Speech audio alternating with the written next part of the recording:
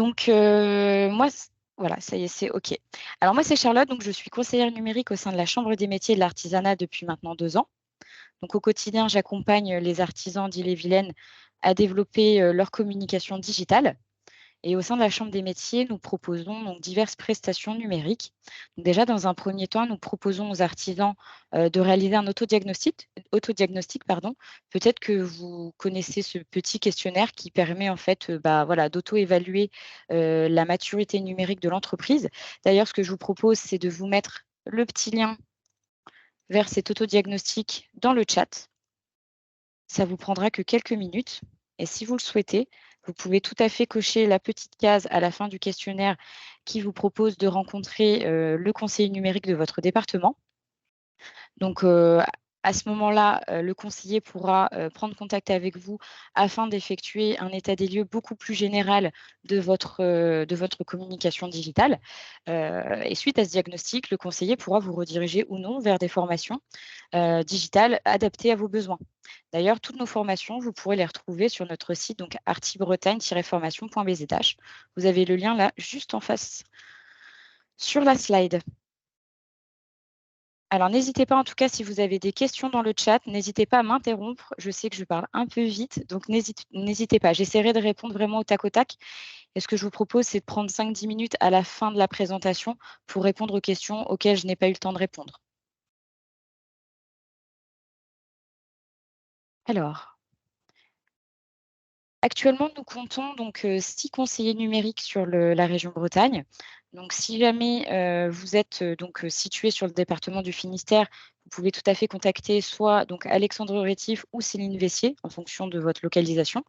Sur les Côtes d'Armor, vous pourrez prendre contact avec mon homologue donc Sophie Hermange. Sur le Morbihan, nous avons, mon collègue Jérémy Kervadec et en Ille-et-Vilaine, donc vous pouvez soit contacter mon collègue Adrien Dodaigne ou moi-même.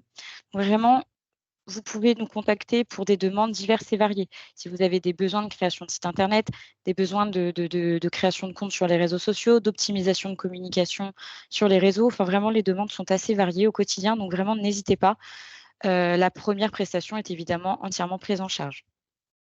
Alors, au programme ce matin, donc dans un premier temps, comme je l'ai évoqué, nous allons aborder la notion de référencement naturel. Dans un deuxième temps, nous allons donc faire vraiment la distinction entre les différents sites internet aujourd'hui qui existent et on va chercher à savoir comment, créer son site internet.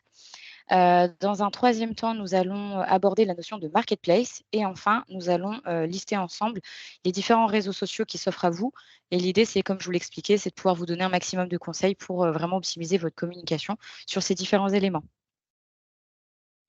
Alors, avant de se lancer sur le digital, il est quand même indispensable de se poser certaines questions. Alors j'imagine que c'est des questions auxquelles vous avez déjà répondu. Avant de se lancer dans une stratégie de communication, il y a certains éléments, certains paramètres à prendre en compte qui sont évidemment super importants pour, bien communiquer, pour essayer de gagner, en visibilité, concrète en fait et gagner pourquoi pas en clientèle. C'est quand même l'objectif. Donc déjà, dans un premier temps, il faut évidemment bien cerner sa cible. Si vous avez une cible de professionnels, votre place est peut-être davantage sur LinkedIn que sur Instagram, par exemple. Après, vous avez évidemment la tranche d'âge, les intérêts et cetera. Donc l'idée, c'est peut-être de remplir une grille persona. Peut-être que vous l'avez déjà fait, mais en tout cas, si vous ne l'avez pas fait, je vous recommande vivement de le faire. C'est indispensable pour bien communiquer. Dans un second temps, il va vraiment falloir voilà, tabler un budget, savoir quel budget vous avez alloué à votre communication. Donc, je rebondis donc sur le souhait, de Noël de créer un site internet. Voilà, la question c'est: est-ce que j'ai le budget pour passer, pour passer par un prestataire, pardon, ou est-ce que je vais devoir le faire moi-même parce que le budget ne me permet pas? Parce qu'on va l'évoquer ensemble, un site internet, c'est un investissement. Vous avez également la variable du temps. Est-ce que j'ai, 5 minutes de mon temps à accorder à mes réseaux sociaux par semaine ou est-ce que j'ai un peu plus? Donc, voilà, déjà 3 variables à prendre en compte. Quatrième variable, vous devez également vous intéresser au marché. Il n'y a «aucune honte» entre guillemets à aller voir un petit peu ce que fait la concurrence. L'idée, c'est évidemment de ne pas calquer, la communication, de vos concurrents, hein, mais simplement de s'inspirer et de savoir si vous êtes dans la bonne direction ou non, voir ce qui marche et ce qui ne marche pas. Et dans un dernier temps, il va falloir prendre en compte donc la variable des compétences. Ça me semble logique. Est-ce qu'aujourd'hui, vous vous sentez en capacité de rédiger des articles pour votre blog ou non? Est-ce que vous vous sentez, voilà, capable d'alimenter vos réseaux sociaux, 2 fois par semaine sur, une année complète? Voilà, donc vraiment l'idée, c'est de prendre une feuille et un crayon. Moi, je recommande systématiquement ça aux artisans que je rencontre, c'est vous listez en fait chacune de ces variables et vous essayez simplement de définir tout ça et vraiment l'idée, c'est de partir sur de bonnes bases, sur une communication qui sera forcément, réfléchie. Voilà, en tout cas, c'est des conseils que je peux vous donner avant de rentrer dans le vif du sujet. Donc effectivement, la première notion que je souhaitais aborder avec vous ce matin, donc ce sera donc la notion de référencement. Déjà, j'espère que c'est une notion qui parle à tout le monde. Si ce n'est pas le cas, voilà, moi je peux vous en donner une définition très simple. Le référencement, c'est ni plus ni moins le classement que va vous accorder les différents moteurs de recherche. Donc, ne soyez pas outrés, ce matin, je vais parler essentiellement de Google, qui a le monopole sur le marché français. Et donc l'idée, ce matin, c'est, de chercher à comprendre, quelle est l'importance effectivement de ce positionnement. Donc là, on peut le voir effectivement sur la slide que les 3 premiers résultats de recherche concentrent aujourd'hui 55 des clics et effectivement, c'est un gage de confiance, pour, les internautes de retrouver votre, enfin le nom de votre entreprise dans les premiers résultats de recherche. Donc il existe effectivement un certain nombre de techniques aujourd'hui qui vont vous aider à optimiser le référencement, naturel de votre entreprise, notamment par l'ajout de mots-clés. Donc vraiment l'idée, c'est de choisir, on va dire, 5 mots-clés qui, vont évidemment qualifier votre activité et peut-être de trouver également les différents champs lexicaux qui gravitent autour de ces 5 mots-clés. L'idée, c'est d'ajouter un maximum de mots-clés au bon endroit pour que l'algorithme de Google, lui, vous remonte dans les premiers résultats de recherche. D'accord? Donc, ces mots-clés, vous pouvez simplement vous, bah, voilà, vous définir une petite liste, mais si vous voulez vraiment être sûr que ces mots-clés soient bien recherchés par le plus grand nombre, enfin, en tout cas par votre cible, eh bien, vous pouvez tout à fait utiliser certains sites internet, comme par exemple Google Trends. Je vais vous montrer tout de suite, je vais vous faire une toute petite démonstration. Hop, donc vous me dites si vous voyez bien mon écran, normalement ça devrait être OK. Donc en fait, vous allez, pouvoir faire des recherches. Par exemple, si je mets le mot, bon, par exemple réparation, hein, bon ça, on va rester dans le thème de la matinée. Vous allez pouvoir attribuer des filtres et faire des comparaisons également. Vous voyez, par exemple, là, je vais mettre, oui, effectivement, moins d'un jour en France. On va pouvoir être peut-être, un peu plus précis. Donc là, on va regarder du coup, les intérêts, portés à cette recherche en Bretagne, si toutefois vous avez une clientèle locale. On voit qu'effectivement, il y a 92 personnes qui recherchent, enfin qui en tout cas ont un intérêt sur ce mot-là. On peut voir également les sujets associés, à ce mot-là, les requêtes. Donc vraiment, c'est ce que les personnes recherchent. Donc vous pouvez vous amuser effectivement à faire des comparaisons, voilà, essayer de mettre en opposition certains mots et donc en fonction des résultats que vous allez avoir sur ce site, vous allez pouvoir du coup, vraiment choisir les bons mots-clés et du coup optimiser vos chances d'être retrouvé. Parce qu'en fait, il faut toujours se mettre à la place de l'internaute qui, lui, ne connaît pas forcément le nom de votre activité. Quel mot-clé va taper l'internaute pour tomber sur, soit ma fiche d'établissement, soit mon site internet, soit mes réseaux sociaux? Donc évidemment, il existe encore un certain nombre de techniques pour favoriser le référencement, de vos différentes plateformes. Là, en 1 heure et demie, je ne vais pas avoir le temps d'aborder, les d'autres techniques que vous pourriez mettre en place. Donc vraiment, n'hésitez pas à me contacter ou à contacter donc le conseiller numérique de votre département pour entrer vraiment dans le détail de ce qu'est le référencement et comment l'optimiser. Donc il existe 3 types de référencement. Nous, ce matin, on va vraiment s'intéresser au référencement local avec la présentation donc de la fiche d'établissement Google My Business. Mais effectivement, vous avez donc à la fois la technique de référencement payant, donc vous pouvez tout à fait acheter des mots-clés. Simplement, vous achetez des mots-clés sur Google et votre site internet apparaîtra en premier résultat de recherche avec la petite mention annonce. Ce n'est pas ce que je vous recommande dans un premier temps. Favorisez peut-être déjà le référencement local et le référencement naturel. Donc le référencement naturel, c'est simplement votre site internet qui remonte dans les premiers résultats de recherche suite aux techniques du coup, de référencement qui le permettront. Et donc ce matin, nous allons nous intéresser donc à la fameuse fiche d'établissement Google My Business. Je ne sais pas si ça parle à tout le monde? Si. OK, super, très bien. Donc voilà, en fait, ça correspond à cette fiche. à cet espace. Voilà, je vais taper soit le nom de l'entreprise, soit je vais faire une recherche par mots-clés et je tombe sur cette fiche. Donc cette fiche, elle est composée donc évidemment des coordonnées de l'entreprise. Vous pouvez ajouter des photos, ajouter un lien vers votre site web ou un lien vers vos réseaux sociaux si toutefois vous n'avez pas de site web. Vous êtes automatiquement référencé sur Maps et vous pouvez en plus de ça ajouter des fiches produits. Donc moi, je vais vous montrer plutôt une fiche artisan. D'accord, je vais vous montrer ça directement sur Internet, ce sera aussi simple. Donc là, j'ai tapé le nom de l'entreprise, Fauneur Rennes. Donc là, on peut voir que l'artisan réparateur a fait le choix de renseigner certains mots-clés directement dans la dénomination de sa fiche pour favoriser du coup ses chances de remonter dans les premiers résultats de recherche. Donc ça, vous pouvez tout à fait le faire. On voit également que l'entreprise a ajouté un certain nombre de photos. Donc justement, ces photos, on parlait d'ajouter des mots-clés. Eh bien, vous pouvez ajouter ces fameux mots-clés dans la dénomination de vos photos également. Donc, n'hésitez pas à faire un clic droit et à renommer vos images par certains mots-clés. Ça peut passer aussi par là. L'algorithme, lui, va vraiment en profondeur et va analyser tout ce qui se passe sur votre fiche d'établissement. Alors, cette fiche permet également, je ne l'ai pas mentionné, mais permet également aux internautes, enfin à vos clients, de vous laisser des avis. Donc, ce qui est très important. Aujourd'hui, on le sait, hein, les avis sont indispensables. Donc, l'idée, c'est d'avoir un 5 sur 5. Et si jamais ce n'est pas le cas, vous n'avez pas, enfin, si par malheur, vous avez un avis négatif, ce n'est pas grave. Vous y répondez tout simplement avec diplomatie et vous essayez voilà, de créer, on va dire, un climat plutôt sain, mais surtout ne pas s'énerver. Ça me paraît quand même important de le dire, parce que malheureusement, je rencontre des artisans qui n'ont pas forcément cette notion-là. Mais voilà, en tout cas, vous pouvez donc avoir des avis, vous pouvez créer des fiches produits. Donc, si vous commercialisez certaines choses, vous pouvez tout à fait créer des fiches produits. Et évidemment, la transaction ne se fera pas depuis votre fiche d'établissement. En revanche, vous pouvez ajouter un lien. Bon, là, l'entreprise ne l'a pas fait, mais vous pouvez ajouter un lien qui redirigera, voilà, qui redirigera vers votre site internet ou vers votre réseau social. Donc, vraiment, toutes ces fonctionnalités sont gratuites. Ce n'est pas parce que vous ajoutez des fiches produits que vous allez payer plus. Tout est gratuit.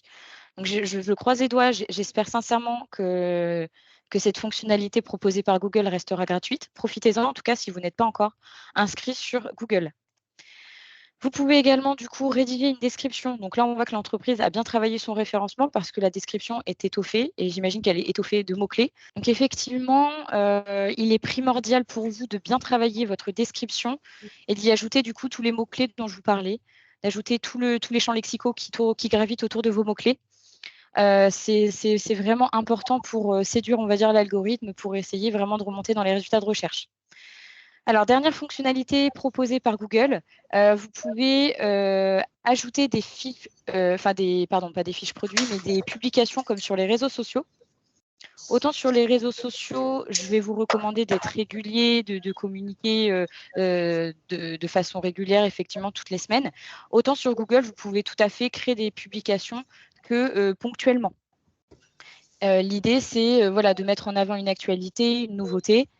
En tout cas, ça ne vous coûtera pas plus cher parce que du coup, le service, tous ces services proposés par Google sont entièrement gratuits. J'insiste vraiment sur ce point. Donc, je croise les doigts pour vous.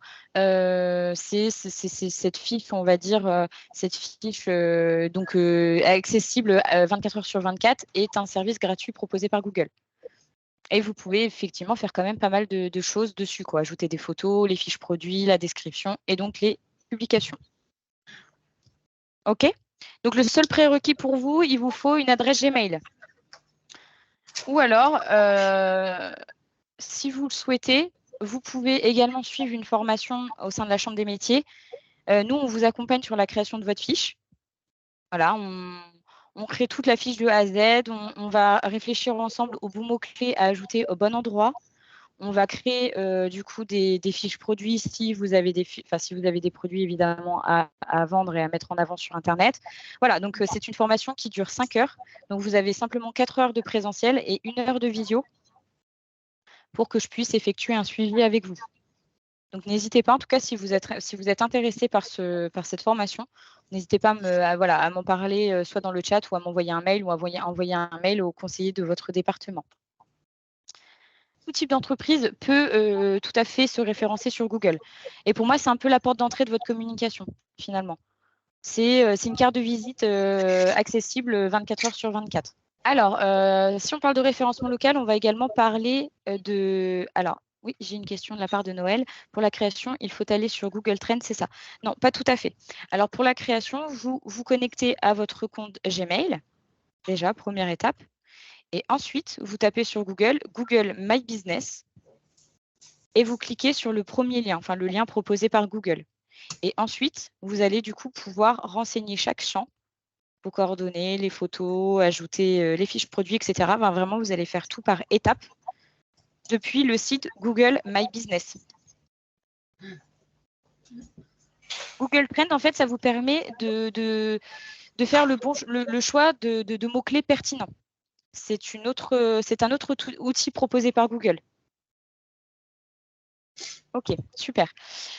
Donc, vraiment, le référencement local aussi, on va pouvoir parler donc tout simplement d'annuaires, en fait, d'annuaires fictifs, d'annuaires digitaux.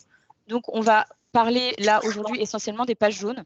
Donc, il faut savoir qu'aujourd'hui, les pages jaunes sont encore extrêmement consultées. C'est un annuaire professionnel qui remonte dans les premiers résultats de recherche. Donc moi, je vous invite à vous référencer sur les pages jaunes. Maintenant, il faut savoir qu'il y a évidemment une version gratuite et une version payante, à l'inverse de Google My Business qui est donc entièrement gratuit.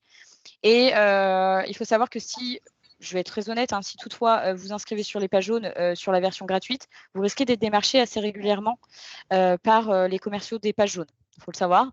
Et si toutefois vous décidez de payer pour avoir un meilleur référencement sur les pages jaunes, pour être référencé sur plusieurs catégories d'activités, pour pouvoir renseigner votre site internet, enfin, évidemment, la version payante vous propose quand même un certain nombre de fonctionnalités supplémentaires. C'est à peu près aux alentours de 25 € par mois pour le niveau le plus simple, le moins coûteux, on va dire. Voilà, il faut savoir. Mais du coup, en fonction de vos domaines d'activité, il existe, je pense, un certain nombre d'annuaires professionnels que je ne connais pas tous. Mais voilà, vous pouvez vous renseigner pour être peut-être sur l'annuaire professionnel le plus adapté à votre activité. Alors, gros morceau de la matinée, le site web. Donc, déjà, avant toute chose, un site internet, évidemment, ça s'anticipe. Il va falloir réfléchir à certaines choses avant de procéder vraiment à la création pure et dure du site. Donc, votre site, soit vous le faites vous-même sur des interfaces d'administration adaptées à vos capacités, enfin à vos compétences, soit vous pouvez passer par un prestataire. Mais peu importe la décision que vous allez prendre, déjà dans un premier temps, il va falloir définir l'objectif de votre site. Est-ce que je décide d'avoir un site vitrine, donc un site qui a une fonction purement informative, ou est-ce que je décide d'avoir un site e-commerce qui permettra justement aux internautes d'acheter en ligne, d'acheter mes produits en ligne. Déjà, voilà, c'est un petit peu la base, définir vers quoi vous voulez vous orienter.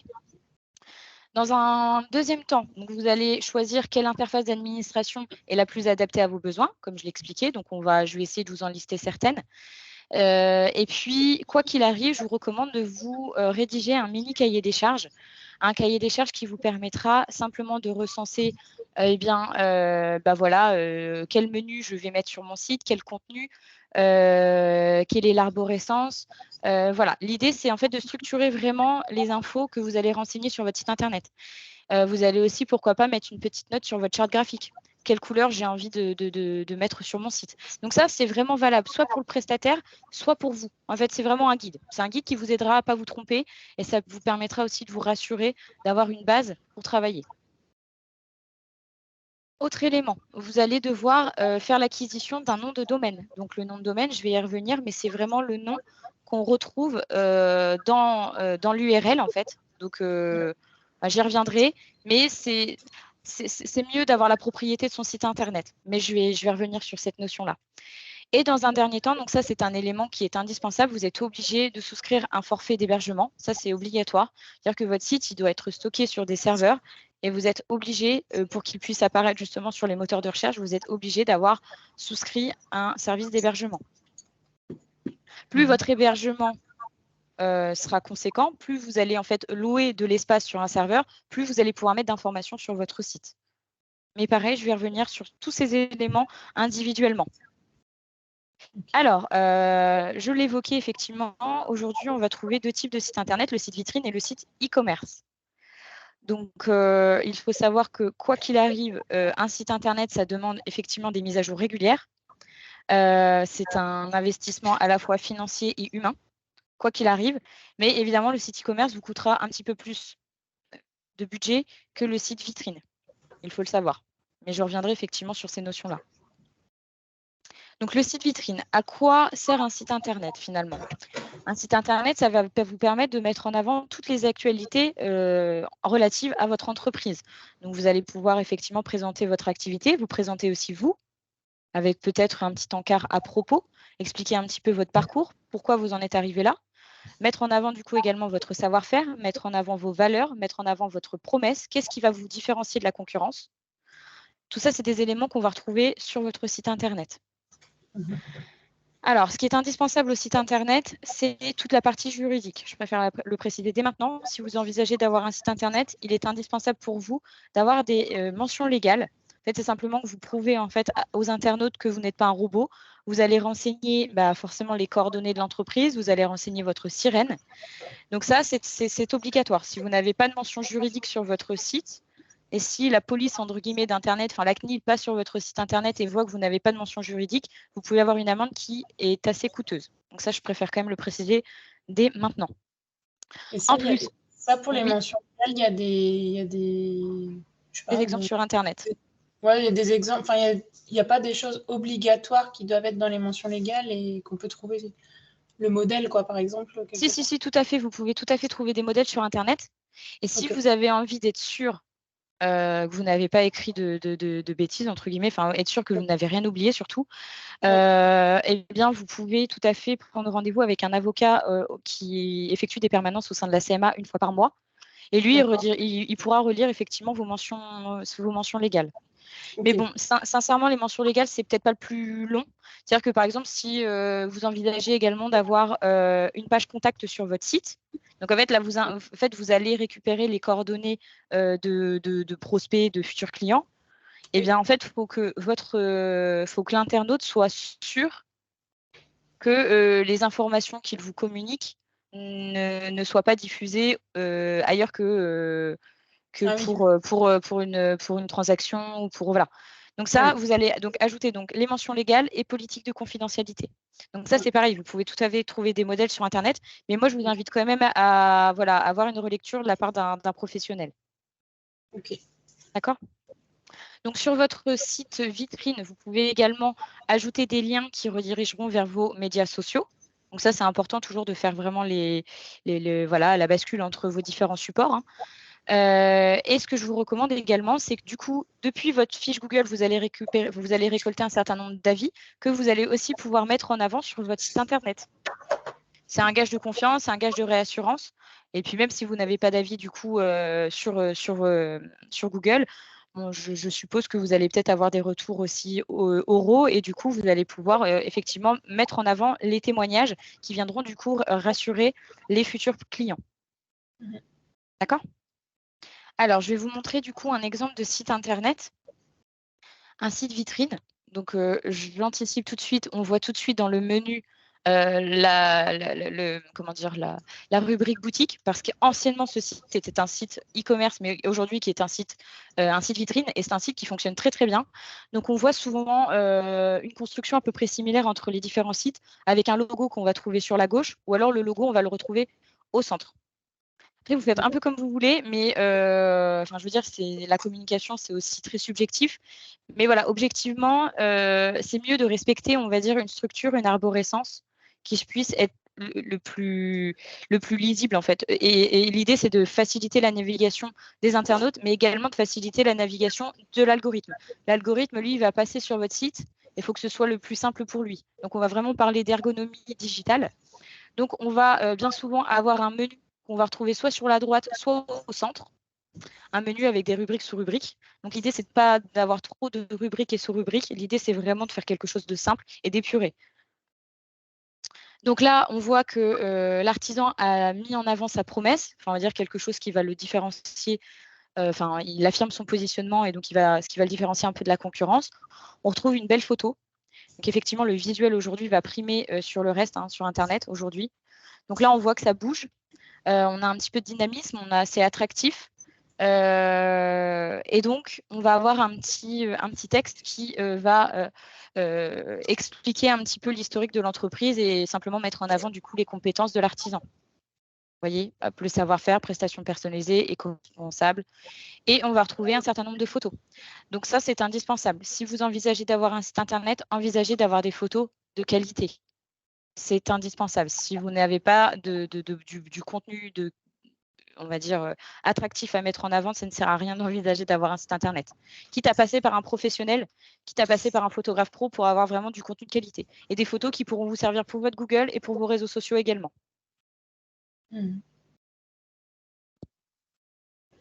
Donc, on voit que l'artisan a décidé de mettre en avant, non pas forcément les témoignages des artisans, de ses clients, pardon, mais de mettre en avant donc du coup les articles presse dans lesquels il a. Ah bah tiens, si, pardon. On retrouve à la fois les articles presse dans lesquels il est apparu et on retrouve un témoignage des clients. Vous pouvez ajouter effectivement cette fonctionnalité qui est donc la newsletter, mais ça, il faut du temps, clairement. N'ajoutez pas cette fonctionnalité si vous manquez de temps. Et enfin, en bout de site, on va retrouver donc le plan du site, les contacts et du coup les liens qui redirigent vers les réseaux sociaux.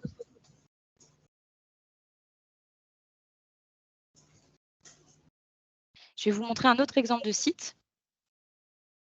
Cette fois, on va basculer dans le milieu de l'informatique. Donc, le site internet, on va retrouver donc le menu également sur la droite. On va retrouver le logo sur la gauche. La construction est à peu près similaire au site que je viens de vous présenter. Et on retrouve effectivement les mots-clés et on retrouve le secteur. C'est aussi important du coup de dire où est-ce que vous travaillez. La passion de l'informatique et des solutions au quotidien. Les services de détaillé.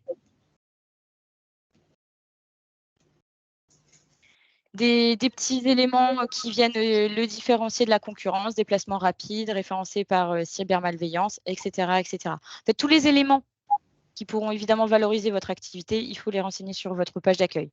Ça me paraît indispensable. Les horaires et on retrouve également les liens vers les différents réseaux sociaux. D'accord ? Hop, je reviens sur ma présentation.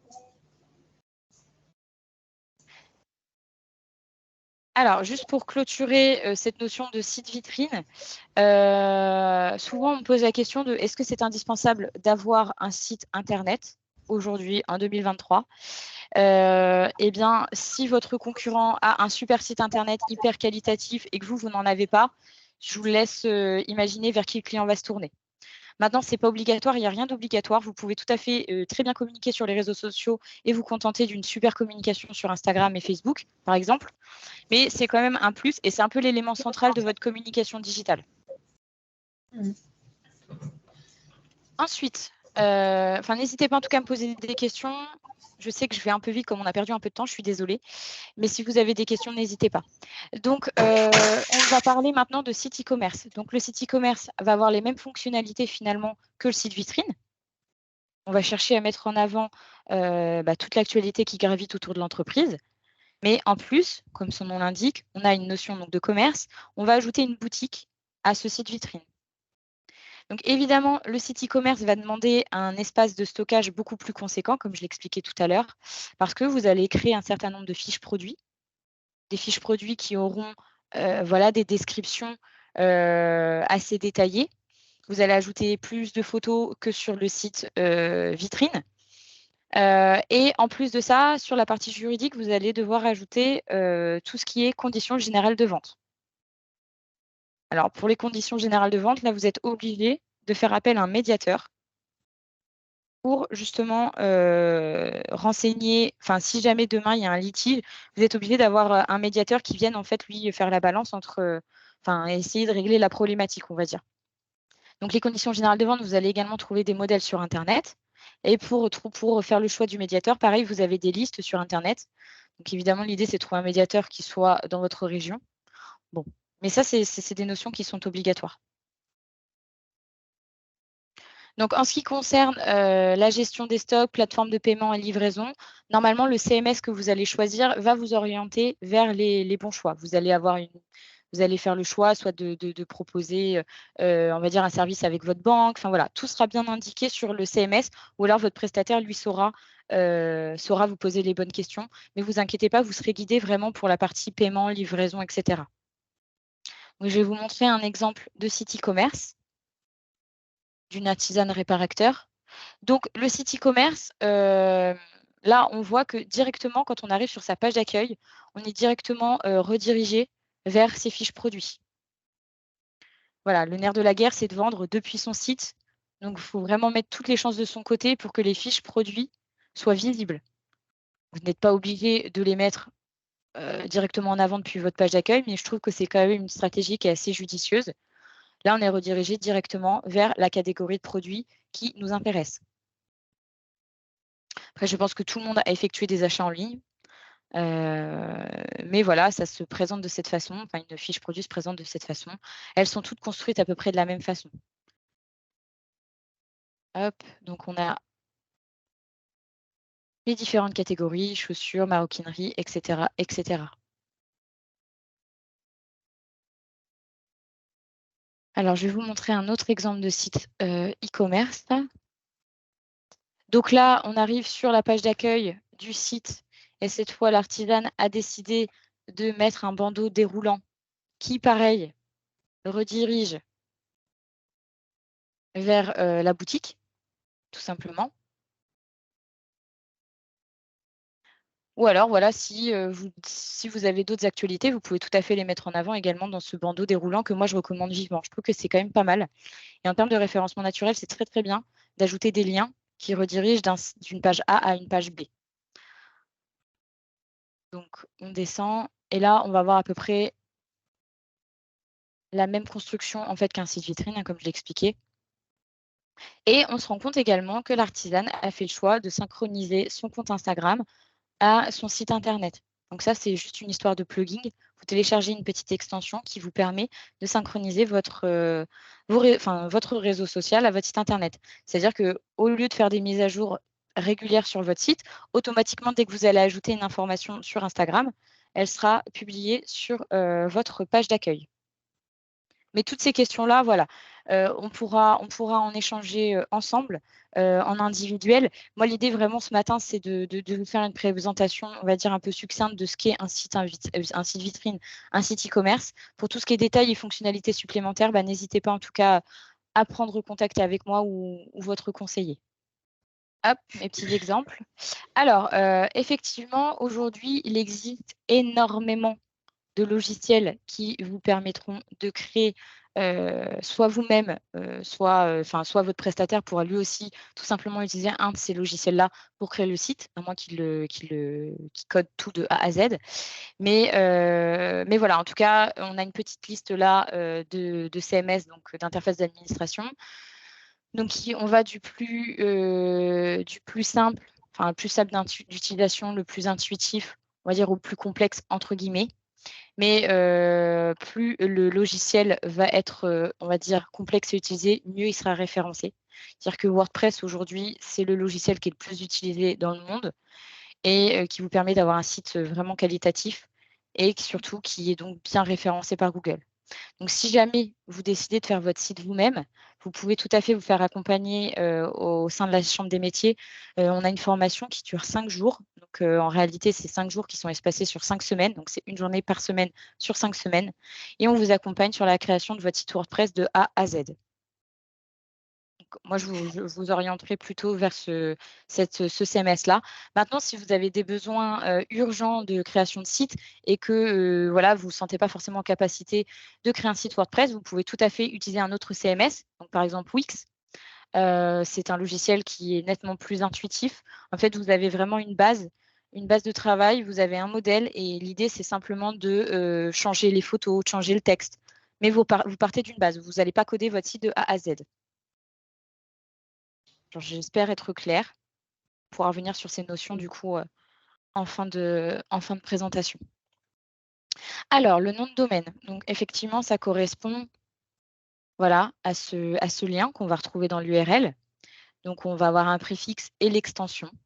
Donc là, ce qui va être intéressant pour vous, c'est de choisir une extension adaptée à vos besoins et à votre cible. Forcément, si vous avez une cible nationale, le .fr qui en fait est d'ailleurs l'extension qui vous reviendra le moins cher, sera adapté à vos besoins. Si vous avez une cible vraiment très locale, vous pouvez tout à fait choisir l'extension .bzh par exemple. Ça, c'est tout à fait possible. Maintenant, l'extension BZH sera un peu plus coûteuse que l'extension .fr. Si vous avez une cible à l'international, le .com sera le plus adapté. D'accord? Mais en fait, Mhm. si vous le souhaitez, après la formation, là, après la matinée, vous pourrez tout à fait aller sur, voilà, sur différents sites où acheter votre nom de domaine, par exemple OVH, et vous allez pouvoir regarder si déjà votre nom de domaine est libre, alors si personne ne l'a utilisé, et voir quelle est l'extension qui vous correspondra la mieux en termes de budget et du coup, voilà, par rapport à votre clientèle, votre future clientèle. Alors, bien souvent, le nom de domaine correspond voilà, au nom de l'entreprise. Ça me paraît logique. Maintenant, voilà, vraiment, il faut vérifier la disponibilité. Si toutefois, ce n'est pas disponible, vous pouvez peut-être ajouter une petite variante, ajouter, je ne sais pas moi, enfin voilà, vous pouvez ajouter une variante qui ne dénature pas la dénomination de l'entreprise. Mais voilà, malheureusement, vous n'aurez pas trop le choix, quoi. Alors, l'achat du nom de domaine et la souscription à un service d'hébergement, vous pouvez le faire à partir d'un seul et même site. Vous n'êtes pas obligé d'acheter votre nom de domaine sur OVH et acheter votre hébergement sur hébergeur discount, par exemple. Vous pouvez vraiment souscrire un forfait pour les deux. D'accord? Donc, comme je l'ai précisé tout à l'heure, l'hébergement, c'est vraiment un service de stockage. Tout simplement. Votre site, il ne peut pas être lâché dans la nature. Il est stocké quelque part, sur des serveurs. Et plus, donc, effectivement, le service d'hébergement sera comment dire, conséquent, plus vous allez pouvoir renseigner de choses sur votre site. Bon, tout dépendra de vos objectifs.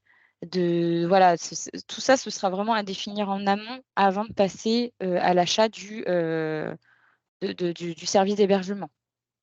Si vous avez un site e-commerce, forcément, vous allez avoir plus d'espace à louer sur votre service d'hébergement. Maintenant, moi, ce que je recommande très fréquemment aux artisans quotidiennement, c'est pour les personnes qui souhaitent avoir un site e-commerce.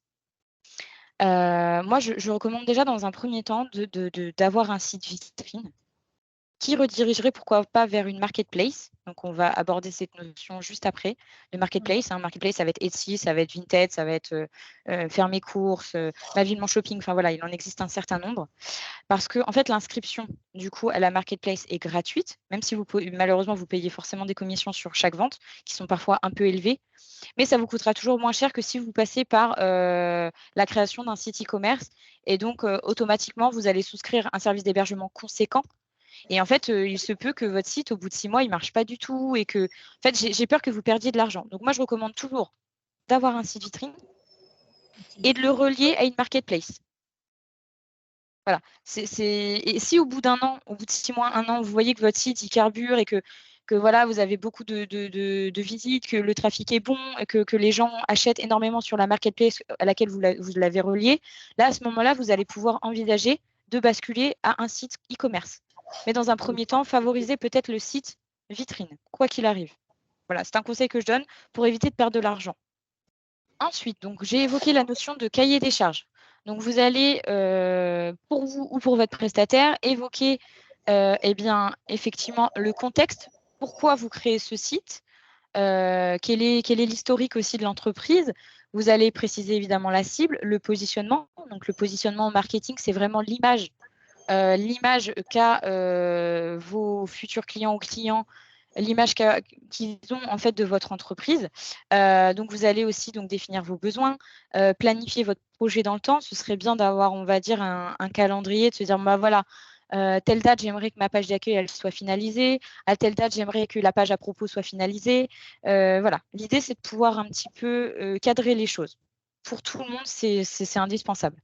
Parce que parfois, franchement, malheureusement, pour avoir rencontré des artisans qui parfois ont eu de très mauvaises expériences avec des prestataires qui laissaient traîner la création du site sur des mois et des mois et des mois, là, au moins, vous avez une trace écrite. Vous savez, voilà, vous savez à quel moment vous souhaitez que votre site soit opérationnel. Vraiment, c'est indispensable, même pour vous. Parce que parfois, on se lance dans la création d'un site et on se dit, ah bah tiens, j'ai le temps en fait. J'ai le temps, je vais laisser passer un peu de temps, je m'y remettrai plus tard. Bah, que si vous avez des deadlines, vous allez vraiment, voilà, vous allez vous tenir, on va dire, à un calendrier et ce sera mieux pour tout le monde. Ensuite, donc vous allez du coup définir le design de votre site, c'est indispensable, hein, savoir voilà, quelle structure il va avoir, quelle couleur il va avoir, quelles photos je vais mettre en avant sur ma page d'accueil. Est-ce que je vais plutôt choisir un diaporama ou est-ce que je vais choisir de mettre en avant une vidéo? Voilà, vous avez tout cet aspect-là qui est indispensable. De toute façon, l'image, c'est ce qui va primer sur Internet, hein. Les gens vont d'abord voilà, être séduits par ce qu'ils voient avant de commencer à lire. Donc, c'est indispensable de bien travailler voilà, la structure même du site et son arborescence, donc vraiment avec les rubriques, sous-rubriques. Vous allez définir le budget. Normalement, vous l'avez défini en amont, au tout début du lancement de votre stratégie de communication digitale. Voilà, combien je décide, moi, d'allouer à l'achat de mon nom de domaine et mon service d'hébergement. Est-ce que c'est 50 € par an? Est-ce que c'est 200 € par an? Voilà, vous allez définir ça. Est-ce que si je passe par un prestataire, est-ce que je décide d'avoir un contrat de maintenance avec mon prestataire pour que ce soit lui, en fait, qui mette à jour mon site régulièrement? Auquel cas, vous allez forcément avoir voilà, vous allez devoir le payer mensuellement. Et du coup, bon, là, le planning prévisionnel, ça, du coup, on l'a évoqué. Mais franchement, j'insiste vraiment sur cette notion de cahier des charges qui, surtout si vous passez par un prestataire, évidemment, écrivez tout. Écrivez tout, tracez tout avec votre prestataire parce qu'il y a énormément d'escrocs. Ça, je préfère vous mettre en garde. Non, c'est vrai. J'ai encore eu l'expérience la semaine dernière avec une artisane qui était dépitée. Donc, vraiment, méfiez-vous et tracez tout. Donc, si vous faites appel à un prestataire, vous pouvez bah, voilà, soit vous intéresser bah, voilà, à une personne qui travaille en freelance, qui travaille, voilà, qui est auto-entrepreneur. Vous pouvez tout à fait donc, trouver cette personne sur le site Malte. Vous allez avoir un certain nombre de profils, voilà, avec les compétences de chaque personne de mise en avant, avec déjà des budgets, enfin pardon, des idées de prix, etc. Après, vous pouvez aussi faire appel à des agences de communication, mais faites bien attention du coup aux recommandations. Alors, si je récapitule pour la partie site internet, évidemment, je pourrais en parler pendant des heures et des heures et des heures. Là, je vous ai vraiment fait une présentation très succincte au vu du temps qui m'est alloué. Mais au niveau des bons conseils, votre cahier des charges à rédiger, faites l'acquisition de votre propre nom de domaine pour que votre site vous appartienne. Le service d'hébergement, c'est obligatoire. Quoi qu'il arrive, vous êtes obligé d'avoir votre service d'hébergement. Les fameux mots-clés, on l'a évoqué au début de la présentation, souvenez-vous, lorsqu'on parlait de Google My Business. Donc, ces fameux mots-clés, vous allez également les ajouter sur chaque page de votre site Internet. C'est super important. Vous allez renommer vos images également. Vous allez mettre votre site internet, vous allez le mettre à jour régulièrement avec du contenu attractif et évidemment adapté à votre cible. Donc moi, je vous conseille d'avoir un blog. Alors je sais, c'est beaucoup de temps, c'est du temps, c'est de l'investissement, mais le blog va vous aider d'une part à faire remonter votre site dans les premiers résultats de recherche parce que vous allez donner un maximum de mots-clés au moteur de recherche, une fois de plus. Et puis surtout, voilà, en fait, vous allez donner des petites astuces à vos clients. Enfin, c'est juste une valeur ajoutée, le blog, et je trouve ça très, très bien sur le digital.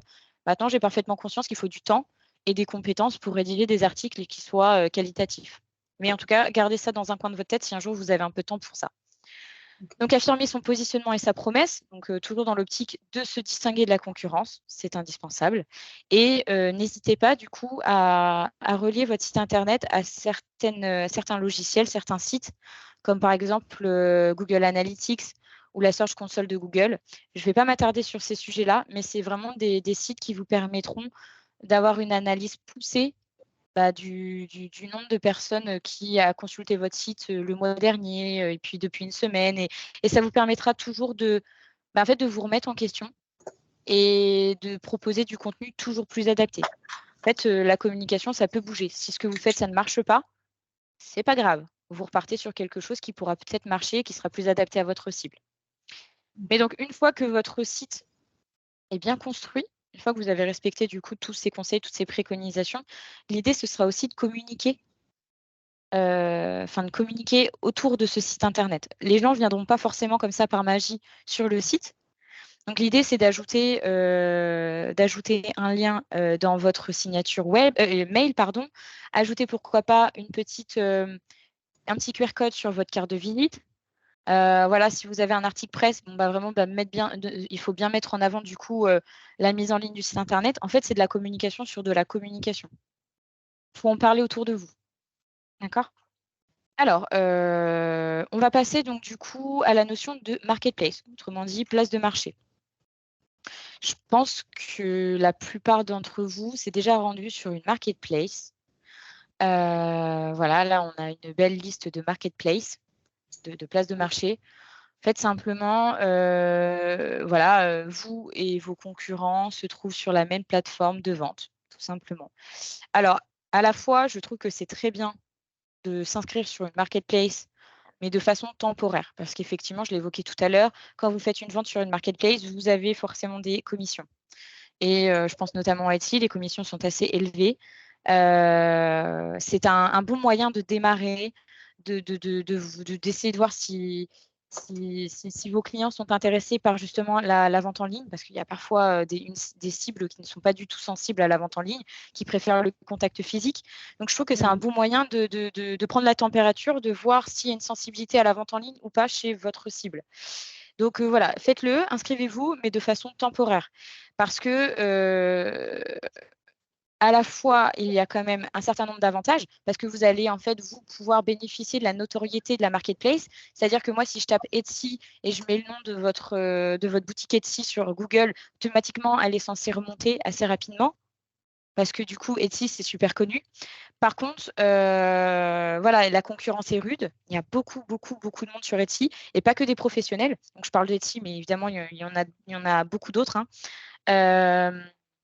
D'ailleurs, je vais vous montrer un exemple du coup de Etsy, hein, je suis désolée. J'aurais peut-être dû choisir d'autres exemples. Mais voilà, en tout cas, une marketplace, ça se présente de cette façon, un peu comme sur le site e-commerce que je vous ai présenté tout à l'heure. Vous avez des fiches produits. Vous avez une boutique avec des fiches produits. Et l'idée, c'est quand même de bien travailler votre description pour potentiellement améliorer le référencement de votre fiche produit. Mais c'est quand même pas simple. Je vais être très honnête, c'est pas simple de bien se référencer sur la plateforme même.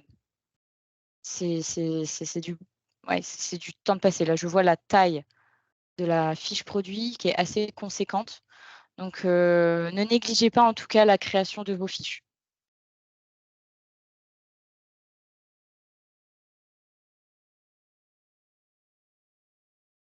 Hop. Alors effectivement, c'est un gage de confiance, je trouve, pour l'internaute. Voilà, c'est des plateformes qui sont sécurisées, donc normalement, il n'y a pas forcément de frein à acheter sur des plateformes, sur des marketplaces. Après, voilà, il y a peut-être encore des réfractaires, mais la plupart du temps, les gens sont plutôt en confiance sur ces plateformes-là. Vous n'êtes pas obligé d'avoir de site internet ou alors du coup en complément de votre site vitrine comme je l'expliquais tout à l'heure. Rapidité de mise en place, alors certes, l'inscription sur une marketplace est assez rapide. Maintenant, j'insiste quand même sur le fait de créer des fiches produits qui soient assez qualitatives. Ensuite, au niveau des inconvénients, donc oui, c'est le coût, hein, les commissions dont je parlais tout à l'heure. Il faut respecter les règles commerciales, donc évidemment mises en place par la marketplace. Vous ne pouvez pas fidéliser à proprement parler votre clientèle, hein, c'est assez compliqué. Et donc, comme je le disais, c'est assez dur de bien référencer ces fiches produits sur la plateforme. Mais c'est possible, mais ça demande du temps et de l'énergie quand même. Ensuite, donc dernier morceau de la matinée, les réseaux sociaux. Alors moi, j'aimerais vous poser une petite question. Quelle est finalement la grosse différence entre le site internet et le réseau social? Pourquoi aujourd'hui, c'est important d'être sur les réseaux sociaux? Et qu'est-ce qui vient vraiment, qu'est-ce qui vient vraiment les distinguer, voilà, d'un site classique en fait, tout simplement? Qu'est-ce que vous allez chercher à faire sur les réseaux sociaux? C'est de la communication en live, quoi, quasiment. C'est ça, c'est de la jours, un peu, enfin peut-être pas tous les jours, mais un petit peu souvent, quoi, en tout cas. Oui, c'est ça, il faut être régulier et effectivement, c'est de la communication directe. Voilà, je publie, je publie une story, je publie, un post, c'est du tac au tac, ça se fait rapidement. Effectivement, c'est de la communication instantanée. Mais surtout, le gros plus des réseaux sociaux, c'est la possibilité de créer, un engagement avec sa cible. Vous allez chercher à créer, une proximité avec votre cible, en posant des questions, en échangeant en message privé, en échangeant en commentaire. Votre site peut également du coup laisser comment dire, des likes ou alors des réactions. Donc l'idée, c'est vraiment de créer une communauté sur les réseaux sociaux. Sur votre site, ce n'est pas ce que vous allez chercher à faire. Sur votre site, soit vous allez chercher à donner de l'information relative à l'entreprise, soit vous allez chercher à vendre sur votre site internet. Là, sur les réseaux sociaux, je vais chercher à créer une communauté. C'est vraiment l'objectif. Ok. Donc, je voulais vous montrer cette petite infographie qui date, désolée, de 2022. J'en ai pas encore trouvé sur 2023. Donc là, une infographie qui vient de l'agence de communication Tease. Donc, on va nous regarder de ce qui se passe en France. Donc, on voit qu'aujourd'hui, en tout cas en 2022, on était à 40 millions d'utilisateurs sur Facebook, 28 millions sur Instagram. Il y a de fortes chances que ces chiffres aient fortement augmenté. Mais ce qui est sûr, c'est que Facebook a encore le vent en poupe, même si c'est très dur aujourd'hui, justement, de créer de l'engagement sur Facebook. On va y venir. Aujourd'hui, sur Facebook, d'avoir des commentaires, des réactions, ce n'est pas forcément évident. Mais il y a encore énormément d'utilisateurs actifs sur Facebook. Alors, il y a un autre chiffre, moi, qui m'interpelle, c'est les 12 millions sur LinkedIn. C'est ce qui fait de lui le 6e réseau social le plus utilisé en France. Et c'est le réseau social qui, à mon sens, est le plus intéressant pour vous, même si vous n'avez pas une cible de professionnels. J'y reviendrai. Alors, sans grande surprise, le premier réseau social que l'on va aborder ensemble, ça va être donc Facebook. Alors, Facebook, déjà, on va bien faire la distinction entre le compte personnel et la page professionnelle. Alors, j'imagine que vous avez tous, bien souvent, nous sommes dotés d'un compte Facebook personnel, mais j'espère que vous avez bien une page qui soit propre à votre activité. D'accord ? Ok, super. Donc, du coup, sur cette page, vous allez du coup relayer du contenu, donc toutes les informations également que vous allez pouvoir mettre sur votre site, mais pas que. C'est-à-dire que sur les réseaux sociaux, vous allez pouvoir mettre en avant les coulisses de l'entreprise, le savoir-faire de l'entreprise. Tiens, si vous réceptionnez, je ne sais pas, des nouveaux matériaux, si vous réceptionnez des nouveaux tissus, voilà, des petites informations qui peuvent paraître futiles, mais qui en fait attisent un peu la curiosité de votre cible et en fait qui vont créer un peu une dépendance. C'est-à-dire que moi, en tant qu'internaute, en tant qu'utilisatrice de Facebook, je vais avoir un peu envie de suivre du coup l'évolution de l'entreprise, mais plutôt en off. Ça, c'est ce qui va bien marcher sur les réseaux sociaux, très honnêtement. C'est un petit peu oui, je raconte la vie quotidienne de l'entreprise. Maintenant, en termes de fréquence sur Facebook, moi, je vous recommande de publier minimum une fois par semaine en publication permanente. Ok. Ça, c'est au moins une fois par semaine. Et du coup, vous pouvez également faire des stories sur Facebook. Les stories, autant vous pouvez en faire chaque jour, il n'y a pas de souci. Justement, pour montrer un peu le quotidien vraiment de l'entreprise, quoi. Donc vraiment pour gagner du temps, parce que du coup, je sais que c'est une activité qui peut vite être chronophage, les réseaux sociaux. Pour gagner du temps, vous pouvez tout à fait programmer vos publications sur Facebook. Ça, je ne sais pas si vous connaissez l'outil la Meta Business Suite, qui vous permet du coup d'avoir une visibilité sur Facebook et sur Instagram. Donc, juste pour la petite information, Facebook et Instagram sont donc la même entreprise, c'est l'entreprise Meta. Et donc, Meta vous laisse la possibilité de piloter, on va dire, votre Facebook et votre Instagram et de programmer votre contenu. Donc, si toutefois, vous partez sur un rythme de une publication par semaine sur... Alors, excusez-moi, Sonia, juste, il y a un petit grésillement derrière vous. Je vais couper. Excusez-moi, oui, je suis vraiment désolée. Merci, excusez-moi. Donc oui, comme je l'expliquais, si vous partez sur un rythme de une publication par semaine, voilà, sur un mois, donc vous avez 4 publications du coup à programmer. Vous pouvez vous poser en début de mois, programmer vos 4 publications sur Facebook et Instagram, parce que du coup, le contenu sera à peu près similaire sur les 2 réseaux sociaux, il faut être honnête. Mais voilà, l'idée, c'est vraiment de gagner du temps. Et voilà, je sais qu'aujourd'hui, vous êtes multicasquette et que parfois, les réseaux sociaux, voilà, c'est un peu laissé à l'abandon parce que vous manquez de temps. Et ça, je l'entends parfaitement. Donc, le fait de programmer vos publications, ça vous permettra voilà, de gagner du temps et de simplement répondre aux commentaires et aux messages privés. Voilà, donc ça, c'était la petite astuce du jour. Donc, du coup, sur Facebook, vous pouvez donc programmer vos publications, donc programmer des posts pour mettre en avant voilà, les produits, les services de l'entreprise, les valeurs de l'entreprise. Prenez un calendrier et essayez du coup voilà, de définir, on va dire déjà votre rythme de publication et du coup les thèmes que vous allez pouvoir, voilà, reprendre chaque mois. Tiens, si le premier mercredi du mois, je vais parler de mon savoir-faire, deuxième mercredi du mois, je vais parler, voilà, des coulisses, troisième mercredi du mois, je vais mettre en avant, mes valeurs et cetera et cetera et le mois d'après, vous allez reprendre exactement ce même rythme. Ça, c'est tout à fait possible. Donc vraiment, il y a des codes à respecter sur Facebook également. Vous allez du coup ajouter des émoticônes, enfin des emojis pardon, à votre contenu et ajouter des hashtags en bas de légende. D'accord? Ça, c'est vraiment des codes qu'il faut respecter et qui pourront améliorer votre visibilité sur Facebook. D'accord? Donc là, au niveau du cœur de cible, on va être sur une tranche d'âge donc entre 25 et 44 ans. Et du coup, on va être, après en termes de genre, enfin voilà, on a autant d'hommes que de femmes quasiment, sur Facebook. Donc vraiment, Facebook, c'est dur, comme je le disais, de gagner en engagement, de gagner en commentaires, de gagner en réactivité tout simplement. Mais aujourd'hui, Facebook, à mon sens, c'est une bonne page d'information.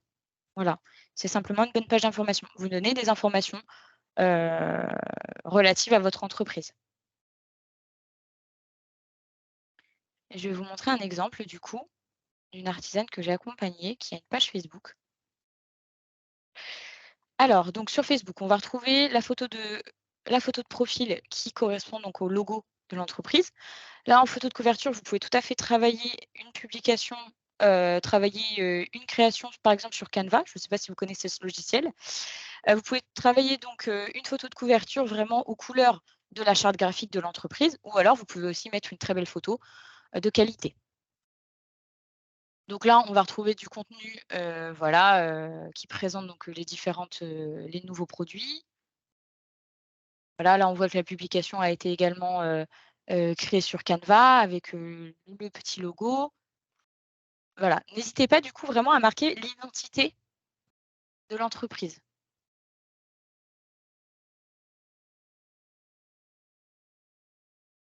Hop, voilà, pareil si vous faites un marché, si vous avez une actu, bah, voilà, vous pouvez, faites tout renseigner sur Facebook quoi, concrètement. Mais donc pas de panique, si vous n'avez pas forcément beaucoup de réactivité, c'est pas très grave. Hop, je vais repasser à ma présentation.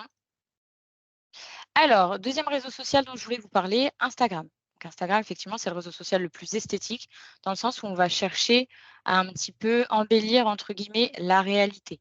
Le contenu est le même que sur Facebook, mais là, on va vraiment chercher à mettre en avant de la belle photo. De la belle photo, par exemple, si vous décidez de prendre en photo, je ne sais pas moi, votre nouveau meuble, vous allez poser un bouquet de fleurs dessus. Je caricature, mais c'est un peu ça. Alors, la différence du coup avec Facebook, c'est que vous pouvez également, ajouter un nouveau format qui fonctionne très, très bien, c'est le réel. Donc je vous en parle d'ores et déjà. Le réel, c'est en fait, c'est de la courte vidéo.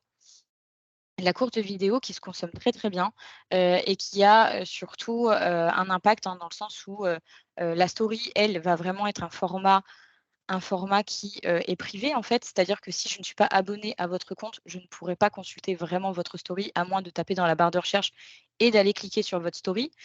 En revanche, le réel, je pourrais l'avoir moi dans mon fil d'actualité. D'accord? Donc vraiment ça, j'insiste un peu sur ce format, qui fonctionne très, très bien aujourd'hui. Donc après les conseils seront les mêmes que sur Facebook. Vous pouvez tout à fait tenir un calendrier éditorial, programmer vos publications, ajouter des emojis, ajouter des hashtags, faire de la story. Et donc vous allez également associer donc votre Facebook et votre Insta pour pouvoir utiliser la Meta Business Suite et avoir une visibilité sur les 2 plateformes en même temps. Alors Instagram, bah, du coup, je voulais simplement, vous montrer, le Instagram de la même artisane, hein. Voilà, Instagram, ça se présente de cette façon. On va avoir le logo également en photo de profil. Vous allez avoir une petite biographie, donc je vous invite à mettre un certain nombre de mots-clés pour que, l'internaute sache directement, de quoi, du sujet, en fait, qui sera évoqué sur le Instagram. Créatrice de sacs, ceintures, accessoires, pour hommes, pour femmes, enfin voilà, il faut que ce soit assez synthétique. Vous allez pouvoir renseigner votre site internet. Vos stories, vous allez pouvoir les classer à la une. Donc en fait, en réalité, une story, c'est censé être du 24 heures. Mais depuis quelques années maintenant, Instagram a laissé la possibilité de classer les stories par catégorie. Voilà. Et donc, on voit que le contenu est similaire.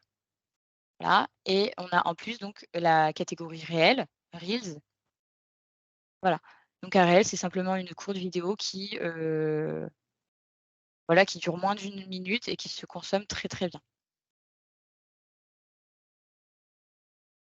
Alors sur Instagram et Facebook, en plus donc de mettre en avant l'actualité, les produits, les services de l'entreprise, en plus donc de faire de la story, des réels, vous pouvez également proposer, pourquoi pas, des jeux concours de façon ponctuelle. Par exemple pour Noël, voilà, pour l'anniversaire de l'entreprise, voilà. N'hésitez pas en tout cas à chercher vraiment à créer, comme je le disais tout à l'heure, à créer de l'engagement. Essayez vraiment de susciter l'intérêt de, vos abonnés en mettant en place, pourquoi pas, de la sponsorisation de posts, en posant des questions, en faisant voilà, vous cherchez en tout cas des petites choses qui viendront, bah, comment dire? Qui viendront intéresser, vos followers. Je vais accélérer un petit peu. Alors justement, ce logiciel, je vous en parle très brièvement. Parce que, autant je suis convaincue, de l'impact que peut avoir une page Facebook, enfin le contenu d'une page Facebook et le contenu d'un compte Instagram sur votre future, clientèle. Autant, pour moi TikTok c'est un lo enfin il faut en parler parce qu'on voit que quand même qu'il y a aujourd'hui, 18 millions d'utilisateurs actifs sur TikTok, ce qui est quand même énorme. C'est un réseau social qui voilà, qui est en train d'exploser. Donc je me suis sentie un petit peu «obligée» entre guillemets d'en parler. Vous pouvez faire donc de la vidéo produit, service, de la vidéo sur votre savoir-faire, les vidéos sur la vie de l'entreprise. En fait, toutes les thématiques qu'on a déjà, abordées ensemble, vous allez pouvoir simplement, les mettre en lumière par le biais de courtes vidéos. Mais est-ce que vous allez vraiment gagner en clientèle grâce à TikTok? Je ne suis pas sûre parce que la cible, est quand même relativement jeune, à moins que vous ayez une cible très, très jeune. Mais j'ai du mal à imaginer aujourd'hui, je sais pas, un jeune de 18 ans, se balader sur TikTok et se dire: «Tiens, je vais acheter, je vais me renseigner, je vais aller sur le site de l'entreprise». Maintenant, les jeunes restent quand même une cible secondaire. C'est-à-dire que par contre, ce jeune peut dire: «Tiens, j'ai vu ça sur TikTok», et dire ça par exemple à ses parents et dire: «Bah tiens, peut-être que tu peux être intéressé par ça». Ça peut être une cible secondaire. Mais je vais pas forcément, m'attarder sur, ce réseau social, mais je vais plutôt m'attarder sur celui-ci, aujourd'hui qui fonctionne très, très bien. Donc LinkedIn, je ne sais pas si vous avez tous un profil LinkedIn. Si ce n'est pas le cas, je vous invite à vous créer un profil et même si vous n'avez pas du coup de cible, professionnelle. Simplement, c'est un crédit pour vous.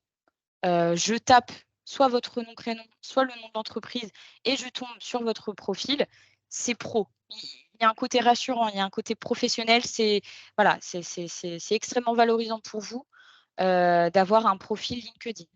Donc le LinkedIn, enfin le réseau social LinkedIn, c'est un petit peu comme Facebook. Vous allez avoir un profil, sur Facebook on va parler de compte, et vous pouvez également avoir une page sur LinkedIn, d'accord? Donc comme sur Facebook, un compte, une page. LinkedIn, un profil, une page. Donc le profil, il va être à votre nom, prénom, et soit vous mettez simplement dans la petite description que vous êtes dirigeant de telle entreprise, ou soit vous pouvez créer une page spécifique à l'entreprise.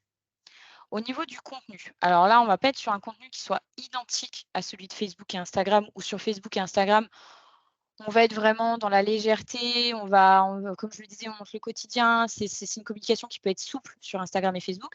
Là, sur LinkedIn, on va être sur quelque chose d'un peu plus institutionnel, d'accord? C'est pas tout à fait, le même ton que vous allez adopter. Ça va être des articles sur votre domaine d'activité. Vous pouvez tout à fait faire un partage d'articles. Voilà, vous allez aussi mettre en avant, pourquoi pas, vos expériences professionnelles, les valeurs de l'entreprise, pourquoi pas des infographies, des chiffres clés liés à la profession. Voilà, en tout cas, ayez bien conscience que la communication n'est pas la même sur tous les réseaux sociaux. Donc, LinkedIn, c'est également un très bon moyen pour recruter, on va dire, vos futurs salariés, si toutefois vous envisagez, enfin, si votre statut, en tout cas d'entreprise, vous le permet. Vous pouvez tout à fait, voilà, mettre en ligne des offres, pourquoi pas. LinkedIn, c'est aussi un très bon moyen de prospecter. Autant sur Facebook et Insta, je ne recommande pas forcément, d'aller envoyer un message privé en disant: «Bah, voilà, coucou, je vous ai repéré sur ce réseau social, est-ce qu'on peut rentrer en contact?» Ça ne se fait pas tellement sur Facebook et Instagram. Autant sur LinkedIn, vous pouvez tout à fait faire de la prospection. Ça, c'est pas du tout prohibé, il y a pas de problème. Vous avez même du coup, bah, attendez, je vais vous montrer directement. Hop, donc fait Instagram, pardon, LinkedIn, ça se présente de cette façon. Donc, vous avez un peu comme sur Facebook, donc le logo, la photo de couverture. Donc là, je suis sur une page entreprise, les informations relatives à l'entreprise, et puis on retrouve les posts mis en avant par l'entreprise. D'accord? Donc, pour revenir simplement à cette notion de prospection, vous avez là le bouton réseau qui vous permet par la suite de cliquer sur certains filtres. Vous allez par exemple filtrer Bretagne, vous allez aussi pouvoir faire une recherche par mots-clés, voilà, rechercher vos clients, du coup des clients pros, et vous pouvez tout à fait les contacter en message. Ça se fait, il n'y a pas de honte à ça, ça se fait énormément le démarchage sur LinkedIn. Donc vous pouvez vraiment voilà, préparer un message type et du coup envoyer un certain nombre de contacts. Ça, il n'y a pas de problème là-dessus. Donc Pinterest. Pinterest. Alors, je ne sais pas si vous connaissez ce réseau social. Pinterest, il faut vraiment l'imaginer comme étant un tableau de liège où j'épingle, on va dire, des photos. Et chaque tableau de liège a une thématique bien précise. Donc vous, pour votre activité, Pinterest, ça va vraiment être de la mise en avant de savoir-faire, de DIY, de tutos, pourquoi pas, ou d'illustrations. Alors ce qu'il faut savoir, pourquoi Pinterest, je l'aime bien ce réseau social, c'est qu'en réalité, c'est le seul réseau social qui va favoriser le bon référencement de votre site internet. C'est-à-dire que plus vous allez avoir de liens externes qui redirige vers votre site internet, plus Google va le bien le classer dans les moteurs de recherche. D'accord? Et Pinterest, c'est le seul réseau social qui va favoriser justement le référencement de votre site. C'est-à-dire que vous allez avoir un Pinterest professionnel, vous allez basculer en Pinterest business et grâce à Pinterest business, vous allez pouvoir sur chaque épingle mettre un lien vers votre site internet. Donc ça, je vous invite vivement à avoir un Pinterest, ce ne serait-ce que pour ça, vraiment. Après voilà, Pinterest, vous pouvez aussi, donc vous pouvez créer vos épingles, donc ajouter une photo avec une légende et vous pouvez donc en plus enregistrer, du contenu externe, et vous allez attendez, je vais vous montrer un petit exemple, donc toujours sur l'entreprise Allo Escalier. Vous avez vos épingles créées et vos épingles enregistrées. C'est-à-dire que vous allez pouvoir venir épingler dans votre tableau des épingles d'autres artisans, d'autres personnes. Voilà comment ça fonctionne Pinterest. Mais Pinterest, c'est concrètement, c'est de la belle photo, quoi. C'est de l'inspiration, c'est, ça se présente de cette façon. Hop et donc vous pouvez, soit bah, là, en l'occurrence, ils ont redirigé vers Facebook, peut-être qu'ils n'avaient pas encore de site à ce moment-là, mais vous pouvez rediriger vers votre site internet. Donc c'est-à-dire que si le client est intéressé par l'épingle, il va pouvoir aller en voir plus en cliquant simplement sur le lien qui se trouve juste ici.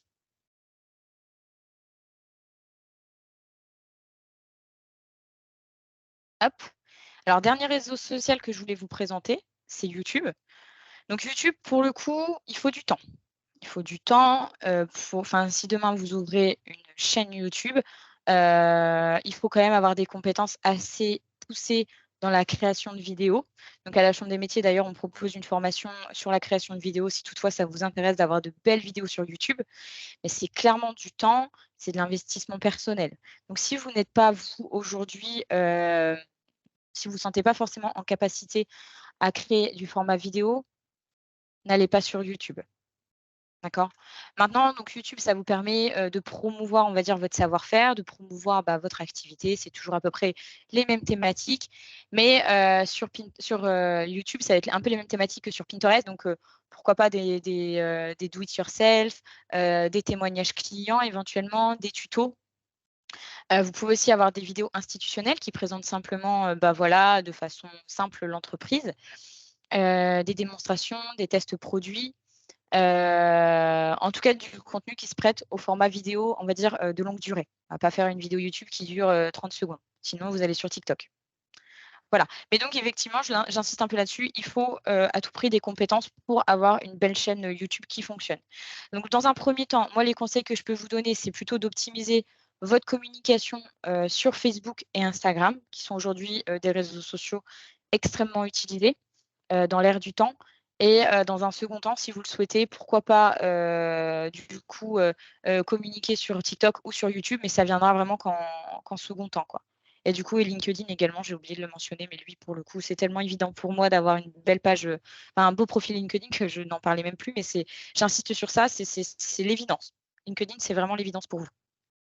Alors, si je récapitule, finalement, les réseaux sociaux ont quand même des pratiques communes. L'idée, c'est de bien définir ses objectifs pour bien communiquer. Est-ce qu'aujourd'hui, je vais faire une publication sur Facebook pour gagner en fidélité? Est-ce que je vais faire une publication sur Facebook simplement pour donner de l'information? Donc, définissez bien vos objectifs avant de communiquer sur les réseaux sociaux. Soit vous avez un objectif sur plusieurs semaines. Sur plusieurs semaines, tiens, je vais mettre le paquet sur, je sais pas moi, sur Noël, ou alors vous allez vraiment définir des objectifs pour chaque publication. Il faut bien connaître sa cible, donc on l'a rapidement évoqué ensemble, hein. Chaque réseau social a une cible bien précise, avec des centres d'intérêt communs, et cetera. N'hésitez pas donc à faire de la veille concurrentielle, identifier vos thématiques de publication, donc tout en tenant un calendrier éditorial. Donc ça, on l'a évoqué également. Soyez régulier sur les réseaux sociaux. Ça ne sert à rien d'ouvrir une page Facebook et de faire une publication tous les 6 mois. Clairement, ça ne sert à rien. Soignez vos publications, chartez-les, ayez toujours à peu près la même construction, pourquoi pas avec un titre, posez une question, donnez des informations techniques et finissez évidemment par les fameux hashtags. Ça, c'est indispensable. Essayez de créer de l'interaction avec votre communauté en mettant en place des jeux concours, en faisant de la sponsor de publication. Et vous pouvez également identifier vos partenaires par le biais des arrobas, par exemple. Voilà, donc ça, c'est vraiment des pratiques communes pour chaque réseau social, mais comme vous l'avez vu, chacun a sa spécificité. Donc, si vous voulez vraiment mettre en place une stratégie poussée sur les réseaux sociaux, nous, à la Chambre des métiers, on propose également une formation qui s'appelle CMA Stratégie Réseaux sociaux. Comme pour le CMA Visibilité, là, en lien avec la création du Google My Business, c'est une formation qui dure 5 heures, donc avec 4 heures de présentiel, 1 heure de suivi. Et là, vraiment, on cherche à identifier au mieux toutes les publications sur plusieurs mois. On cherche à définir des objectifs. Vraiment, on va vraiment chercher ensemble à optimiser une réelle stratégie. En fait, vous ne serez plus que dans l'opérationnel, parce que même si tout à l'heure on l'évoquait, c'est de la communication qui est souvent instantanée. Je vais faire ma story, je ne réfléchis pas tant. Or qu'en réalité, si vraiment vous avez envie de bien communiquer, vous pouvez tout à fait mettre en place une stratégie poussée qui vous permettra aussi de tenir un rythme sur la durée, quoi. Donc, je pense qu'on va pouvoir clôturer ce webinaire. Merci encore de votre présence à tous. Et puis, bonne continuation. Merci. Bonne journée. Merci. Au revoir. Au revoir.